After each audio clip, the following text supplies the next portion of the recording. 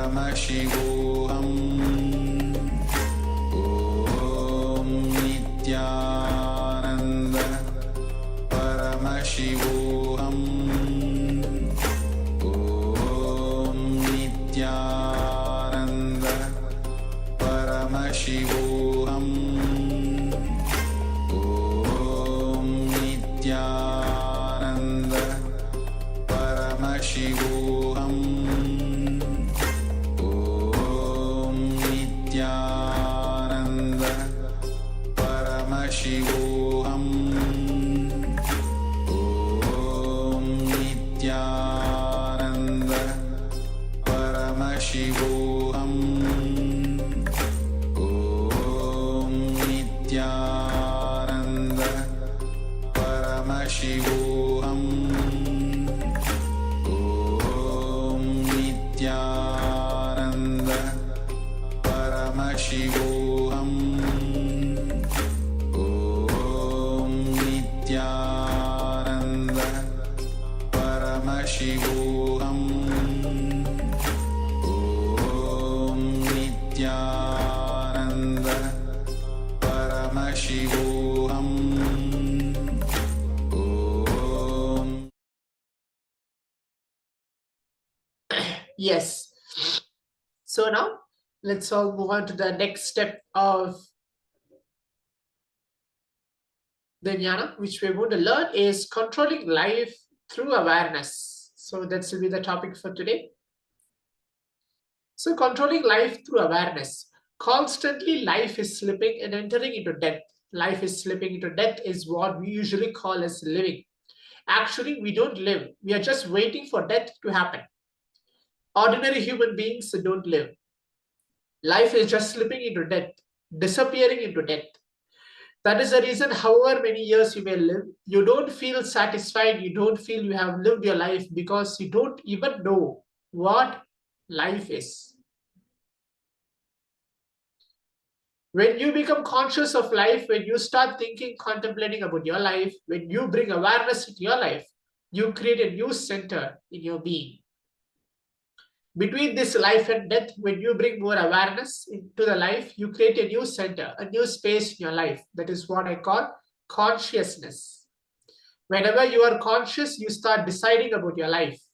For example, the more you become aware, the more you start designing or choosing what type of car you should drive, what type of house you should live in, and what type of life you want. You start deciding every inch. You become conscious about everything. How you should talk, how you should behave, how you should think. Every inch you start becoming aware. The moment you start becoming aware, you start deciding and you start controlling your life. When you become completely aware, you will start controlling your death also. These two events of life and death then happen at the conscious level. If you are consciously thinking, it is life. If your consciousness can't think, it is called death. Awareness, control, dreams and deep sleep, and life and death. In the unconscious level, two things happen as well, dream and deep sleep. In the unconscious level, even if you're aware, it is dream. If you're able to see anything, if you're able to sense anything, or if you're able to feel anything, if you're able to experience any movement, then it is called dream. If you're not aware of anything, if you're not able to feel anything, if you're not able to do to understand any movement, it is called deep sleep. In the waking state, when you are aware or you are in psychology called conscious state, it is called life. If you're not aware, it is called death. When you bring more awareness into your life, you take charge of your life. In the same way, in the dream, if you start bringing in more awareness, you will take charge of your dreams and deep sleep. Controlling life and death and controlling deep dream and deep sleep both requires one important condition, which is awareness. Awareness is the main requirement to control life and death and control dream and deep sleep. Bringing awareness into your dreams can not only help you control the dream and deep sleep, but it can also help you control life and death. Reality and dream are both made from prana, the life energy. When you start experiencing prana in the forehead, you will understand that's not only this prana supplied from air, But it is the prana that creates both your reality and dreams. Whatever you call as a reality and whatever you call as dream are both made of prana. This is what Shankara means when he says this entire world is maya, delusion. When you understand this, you will have the tremendous energy to control both dreams and life. As of now, you're just a victim. You can't even control your dreams. Can you dream what you want? You can't. You can't control a single incident in your dream. As of now, either you go through the whole dream or you can get out of the dream. You can just wake up. You can't control the dream itself. If you can bring more awareness to the dream state, the awareness in the waking state will increase. The awareness in the life, awareness in the living state will multiply. If the awareness in the living state multiplies, naturally you'll be able to control death. So dreams and life. If you bring more and more awareness into your dream state, you can bring more and more consciousness into your dreams. Suddenly the quality of your consciousness in your life will increase. If the quality of your dreams changes, if the quality of your deep sleep changes, the quality of your life will also change. The quality of your dream and the quality of your life are both directly connected with each other. Understand, life is nothing but daydreaming, and dream is nothing but nightlife. Nightlife is dream and daydream is life. A small story. A poor man came back home with a full sack of rice after a hard day's work. He hung the sack from the roof of his home to protect it from rats and thieves. To protect it further, he lay down right under it. A small story again. Lying down, he hooked up the sack of the rice and started dreaming. If I can sell this rice in small quantities, I can make a lot of money. Then with that money, I will grow some more rice, sell, and then soon I'll be rich. Then I can marry a beautiful woman and we'll have a beautiful child. By this time, a rat had found its way up to the sack of rice and had started chewing the rope. As the man was thinking about his yet to be a child, the rat had chewed on the rope and the bag fell on him, killing him instantly. Of course, the wealth, wife, and the child in the dream also disappeared. In the day, whatever you do, you call it as a life. In the night, whatever you do, you call it as a dream. In the day, if you're not able to do anything, you call it as a death. In the night, if you're not able to do anything, you call it as a deep sleep. In the day, if you have three things, experiencer, experienced, and experienced, it is called life. We can take the example of drinking coffee, in which there are three elements. The coffee, what drinks, the person who drinks the coffee, and the person who experiences the state of drinking the coffee. If you experience all these three elements in the daytime, it is called life. And if you don't experience all these three, it is called death. In the night time, if you experience all these three, it is called dream. And if you don't experience all these three, it is called deep sleep. So the prana movement in sleep and death. The moment you start moving towards the dream state, the prana starts coming towards the Vishuddhi, throat center. The more you move towards the deep sleep state, it moves towards the Anahata chakra, heart center. It is the same in the case of life and death as well. The more you are alive and energetic, the more the prana accumulates and gets centered in the forehead. When the incoming breath is bringing more prana and the outgoing breath is empty, your prana will be centered on the forehead. If the incoming breath is getting less prana and the outgoing breath is taking more prana, slowly the prana will slip into the Vishuddhi, the throat center. If the incoming breath is not bringing prana at all, and only the outgoing breath is taking the prana, you will fall completely into the heart center. Actually, falling from life to death, falling from the waking state to deep sleep state are both directly related to prana. If the prana movements of inhalation and exhalation are handled properly, you can handle life and death as well as dream and sleep. Dream and sleep, life and death can be handled by single key, single thread called prana.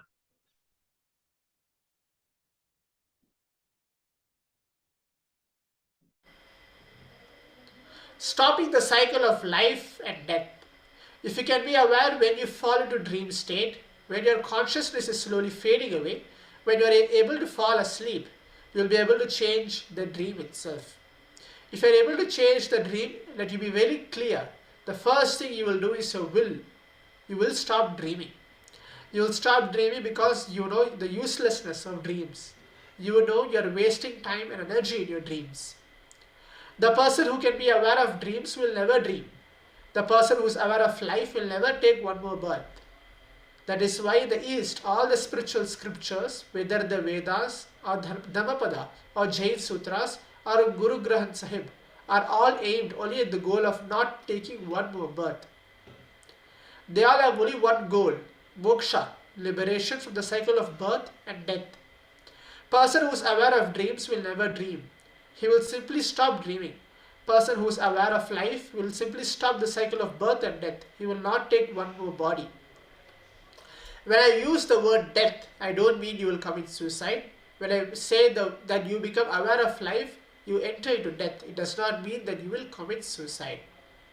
You will stop living in the normal way. You will stop living with identity. You won't give importance to identity. You will be reborn. That is why enlightened masters are called dead people. Actually, the enlightened people are called people who are already dead as far as the world is concerned. They don't have identity, they don't have life as you understand. Their life cannot be called anymore as life. Practically, if you want to give any term to their life, the only term which you can give is death. They are not alive as you think. That is the reason. Again and again, all the scriptures say the spiritual people are reborn. In the state, you will never be tortured by the things of life. Life will look just vague or like a film. It won't penetrate you and disturb your inner space. If you can be aware when the prana falls in your heart center every day, you can stop, alter and manage your dreams and deep sleep. If you are aware of prana slipping from Ajna to Anahata Chakra, each time you go to sleep, it means that at the end of the life, you will be able to change your life and death. If you want, you can bring it a little early. If you want, you can postpone. You can play it whatever way you want. Vedic technology, the product of thousands of years of R&D in human consciousness. Be very clear, these are not theories. These are all truths of thousands of years of researchers and development by our rishis on human consciousness. Let me be very clear, this technology, these techniques can directly develop the quality of your life from today.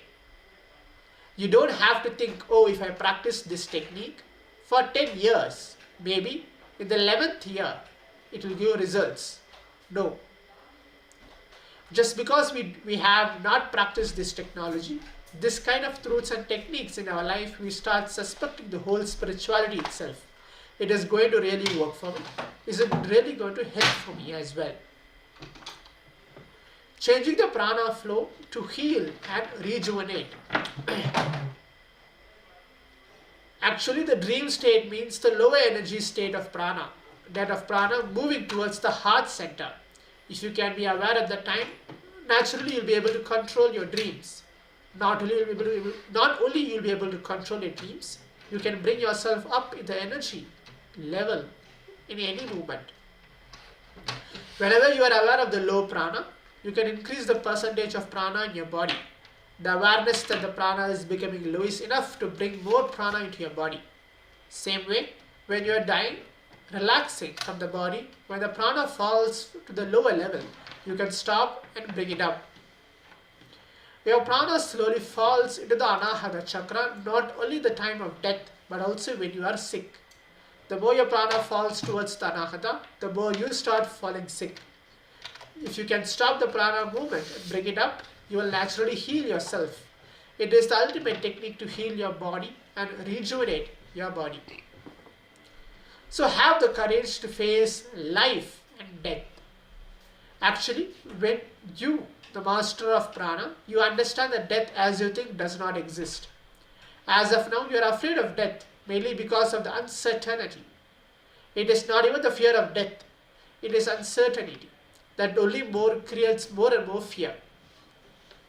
See, everyone knows that one is going to die and nothing can be done about it. But we don't know when, How and after that? These questions and the uncertainty create a big problem in our being. The psychology suffering which we all go through when we remember the idea of death is more related to uncertainty and is not directly related to death itself. Once this uncertainty is clear, the very idea of death is totally demystified. The negative impact of that idea of death has it only been completely clear. So now, let's take a moment. We're going to listen from the Supreme Pontiff of Hinduism on a beautiful discourse on awareness and death, both put together.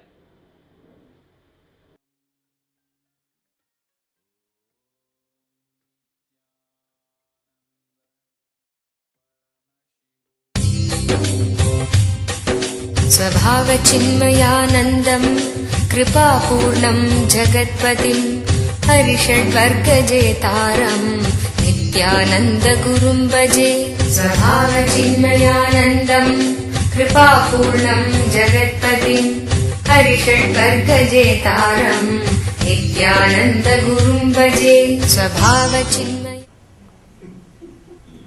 Let's enter into the next sutra. Thinking no thing, will limited self be unlimited? It's again.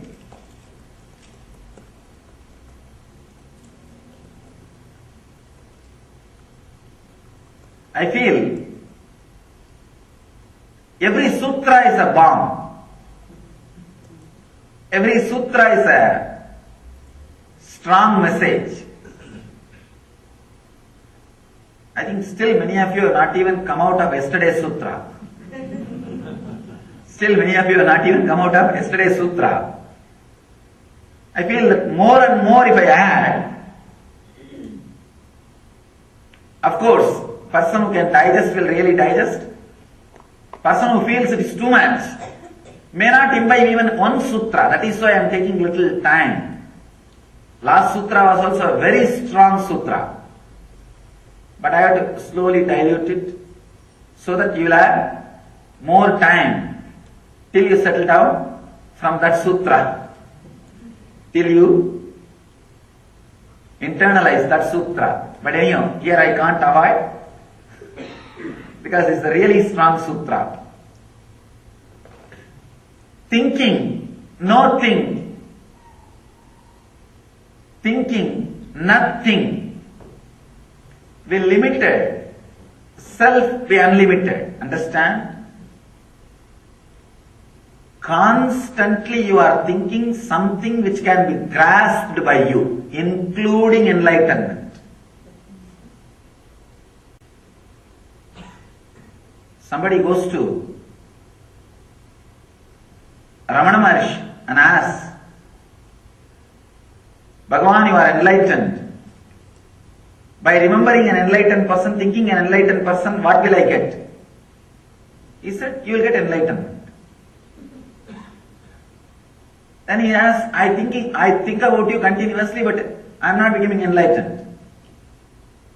Bhagavan says, who said you are thinking of me? You are thinking about me. Understand? You are having your own idea about me and thinking about that. The master, the presence of the master can never be thought about. He says, think about something which you can't think. It's very important thing to understand. In Zen there is a sutra, they will give you a cone. Cone is nothing but sutra. Zen cone. One Zen cone is there. Think of your face which was there before your birth. Understand? Think of your face which was there before your birth. What will you think? Sit and try to think. What will you think? You can't. Even if they say think of your face after you are dead, you will think something. Your old face or something like ghost. No. Think of your face before your birth. Actually, anything which you can think about will enrich your mind, will engage your mind, will add more entertainment. At least few moments. If you can try to think something which you can't think, means just tearing the mind to pieces. It is literally like Hiranyakasipu, a great demon. How Narasimha killed him. He just stoned the Manipura. He just stoned the navel of Hiranyakasipu, the demon, and killed him. Exactly the same process. That Hiranyakasipu being killed by Narasimha is nothing but this sutra. If you try to think of something which can't be thought, the nothing, suddenly you will see Narasimha will appear inside you and tear you to pieces. It's like a mind will be torn to pieces. You will experience the truth. How to think of nothing? It's very strange. Whatever I say now, how to think of nothing, again will be one more thinking. You will start thinking about it. Then how to do? What to do? Try to think of something too big, bigger than this planet, bigger than the stars, bigger than the cosmos. Just stretch, stretch, stretch. Suddenly you will see as if your mind is hitting on a wall. It is stuck on a wall. It's not able to do anything. Mahadeva says, continue. When you feel the mind is not able to move anywhere, mind is not able to think anything further, anything bigger than that, anything. Just think of that nothing. It looks very funny, the initial level, it will really look crazy. How can I think of nothing? Whatever you think is useless, only when you understand that, you will really start thinking of nothing. Now, again and again, you have some hope, one corner of you. You have some hope, some idea. Anything which you think gives you some hope, gives you some idea. It may be wrong hope. It may be from the wrong side. It may be from the wrong understanding. Many people say, I can do it from wrong understanding. A small story. One lady, she is working in the circus. She is a lion tamer. She just plays with the lion. Whatever she says, the lion does. The whole audience group was shouting, applauding what she was doing. Actually, she kept a small sugar cake on her tongue. Lion came and just picked up that cake and went. It just comes, picks up just that sugar cake and goes. It is too much. And the lion obeys her command just so obediently. It was just surprising. All the fellows are applauding in the audience. One guy was sitting very straight, very silent. Okay, kind of a look. She looks at him and says, what do you think? You think you can do this? He says, surely, when lion can do, why not me? Understand? He says he can do, but from the wrong side. When lion can do, why not me? Whenever your mind brings hope, from right side or wrong side, it continuously brings hope. Bringing hope is the way your mind possesses you and keeps itself alive. Here, Mahadeva says, thinking nothing. Actually, if you do this, if you try this, it's again, I can say, Ananda Sutra. It is not Nitya Sutra. You don't have to internalize and do something. No. You have to only remember. Means allow it. Continuously every time. Between every two thoughts, you come back to that nothing. Just see every thought happening in you. In that gap, you come back to the nothing. Then again something. Then come back to nothing. Again something. Then come back to nothing. Again something. It goes on and on and on. All you need to do is, now you mother the thinking so much, that gap, that nothing became too short.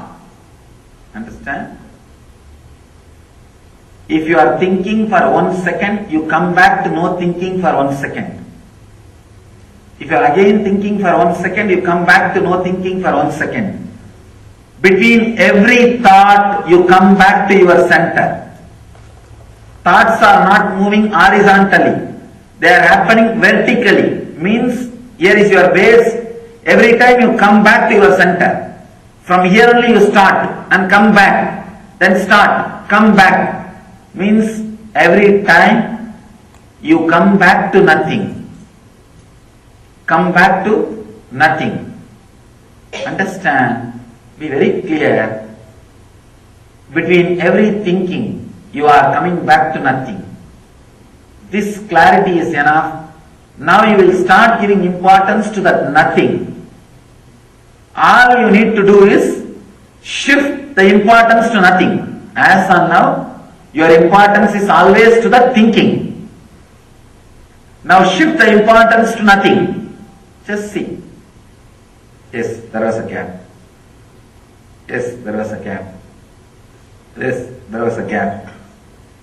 Be aware, remember that nothingness, that gap, which happens between every thought. Now, as on now, you always remember the thought and forget about the gap. Just shift the attention. Shift the attention to the gap and forget about the thought. Then naturally you will not allow the further and further of expansion of thinking. You will be centered on that nothing. Understand? When Mahadeva says, think of nothing, do not think it is impossible. If it was impossible, Mahadeva doesn't have to tell. If it is impractical, he will never talk. One thing, this technique is for a person who is really evolved, who has really evolved, who has really seen sometimes at least few moments of silence in himself. Maybe if 100 persons try this technique, only one or two it will click. I am talking about it so that it will be on record. It will be on record, and with whoever it clicks, let it click. Thinking of nothing is what I call choiceless awareness. A pure, choiceless, simple awareness. Neither thinking of past or future or even the present. Just changing, shifting your attention to the gap, shifting your attention to the nothing. That is the essence of this sutra.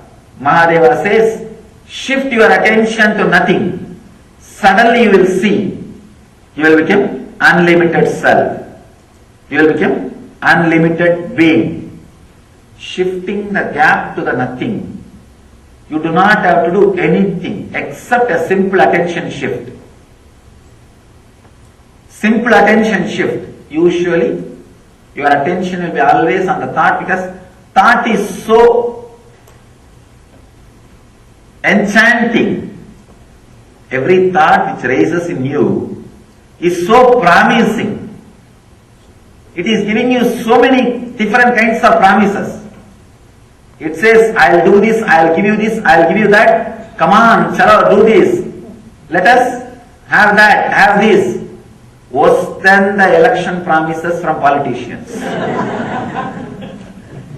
Even that one or two by mistake it may get fulfilled. But this never ever can get fulfilled. Think of nothing.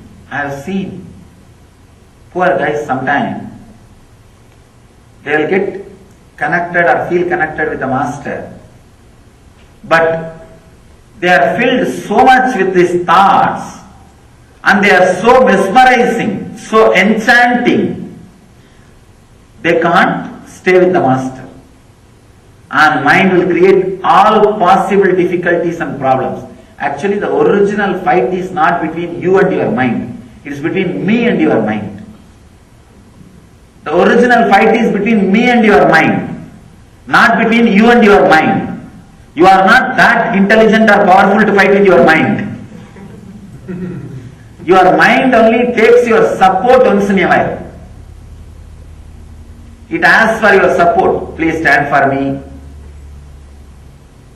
And as long as you don't stand for your mind, that is enough, else I will take care. Only when you stand for your mind, I can't do anything, because dharmically, we have an ethics. Enlightened masters do have ethics. We have code of conduct. We will not interfere into the freedom of somebody who does not want enlightenment. We will not interfere in your freedom the moment you you consciously decide to support your mind. Actually, the fight is between me and your mind. Which side you want to stand, that side will win. That's all. As long as you stand for my side, I can continue the fight on behalf of you. Only when you give the power of attorney to me. Not otherwise. Not otherwise. We have our understand. He says he can do, but from the wrong side. When lion can do, why not me?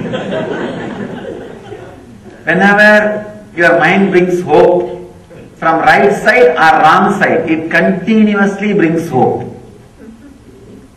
Bringing hope is the way your mind possesses you and keeps itself alive.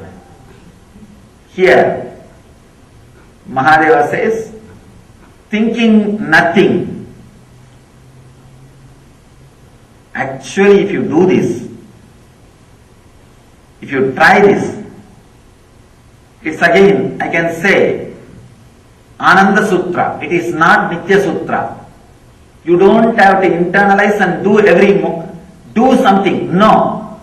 You have to only remember. Means allow it. Continuously, every time. Between every two thoughts, you come back to that nothing. Just see every thought happening in you. In that gap, you come back to the nothing. Then again something. Then come back to nothing. Again something. Then come back to nothing. Again something. It goes on and on and on. All you need to do is, now you mother the thinking so much, that gap, that nothing became too short. Understand? If you are thinking for 1 second, you come back to no thinking for 1 second. If you are again thinking for 1 second, you come back to no thinking for 1 second. Between every thought, you come back to your center. Thoughts are not moving horizontally. They are happening vertically. Means, here is your base. Every time you come back to your center.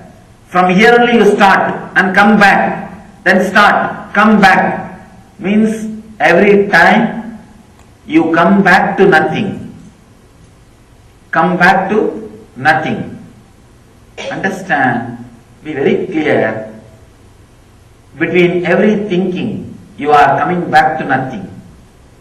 This clarity is enough. Now you will start giving importance to that nothing. All you need to do is shift the importance to nothing. As on now, your importance is always to the thinking. Now shift the importance to nothing. Just see. Yes, there was a gap. Yes, there was a gap. Yes, there was a gap.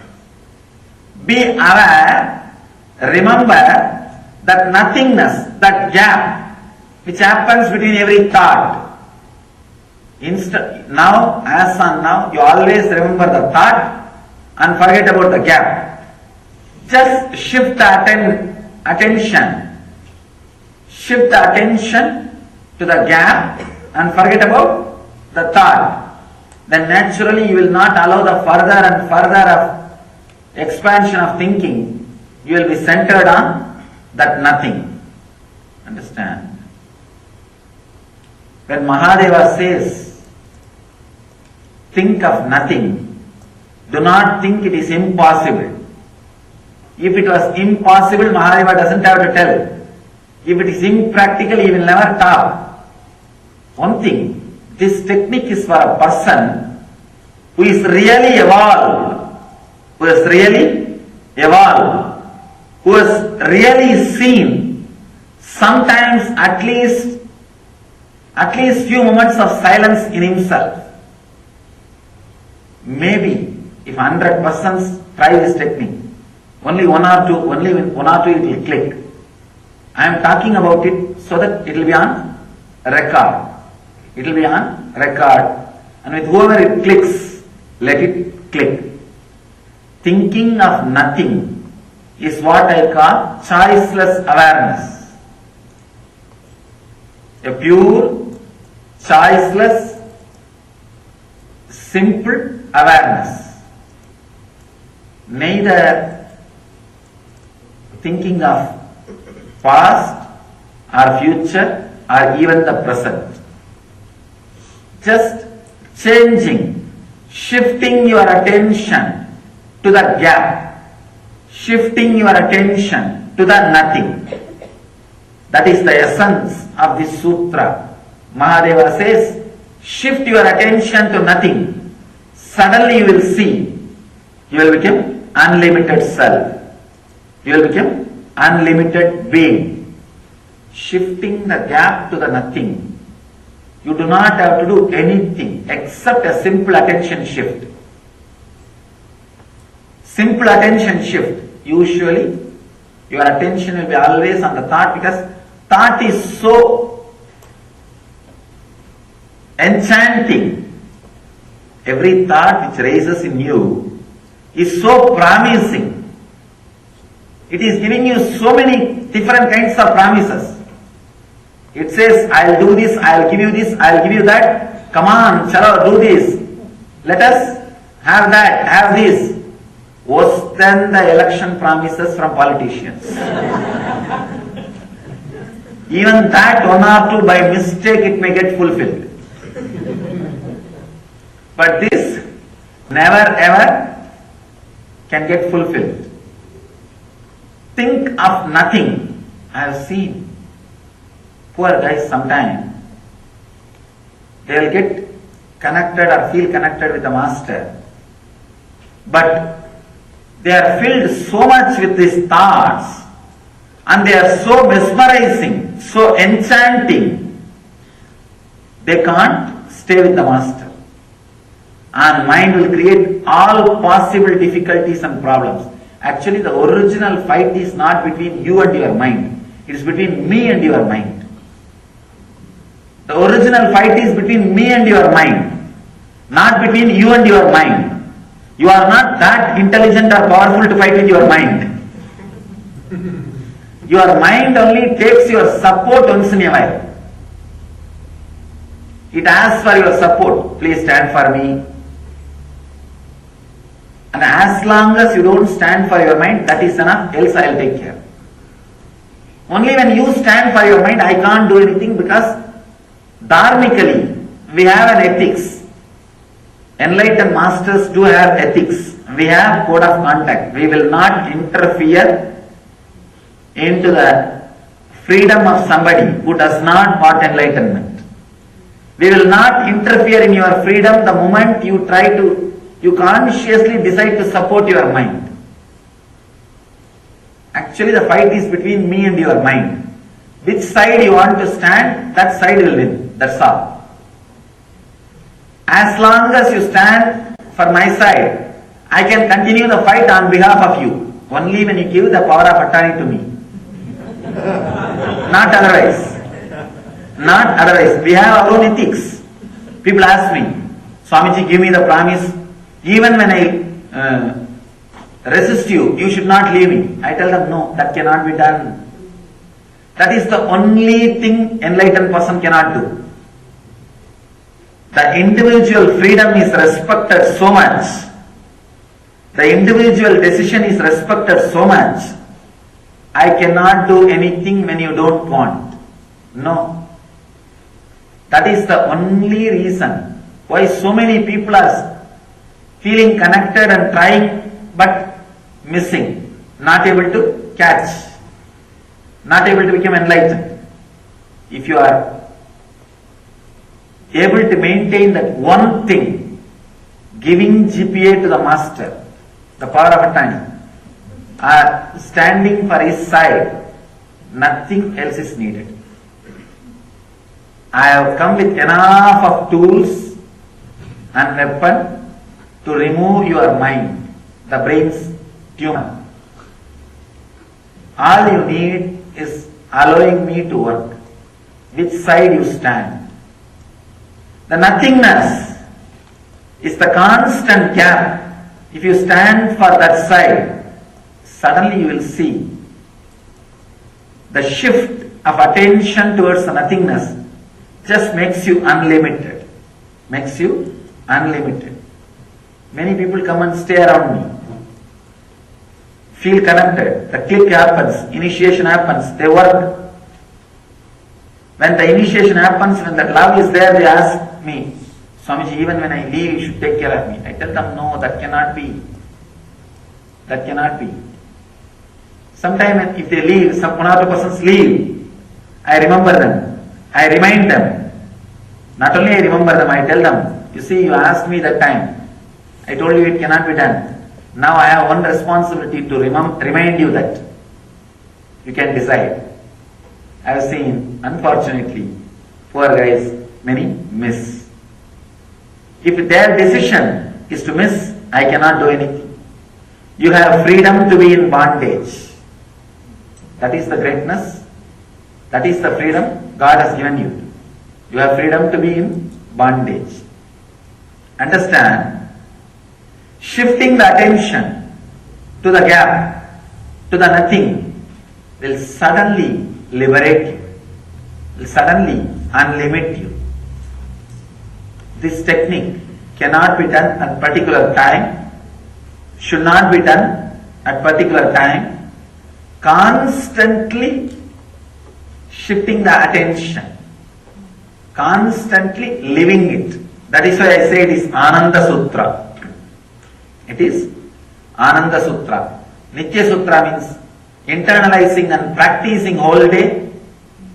Dhyana Sutra means internalizing and practicing a particular point of time in your life, day-to-day routine. Ananda Sutra means internalizing and just living. This is Ananda Sutra. Internalize. Shift attention to the nothing, to the silence.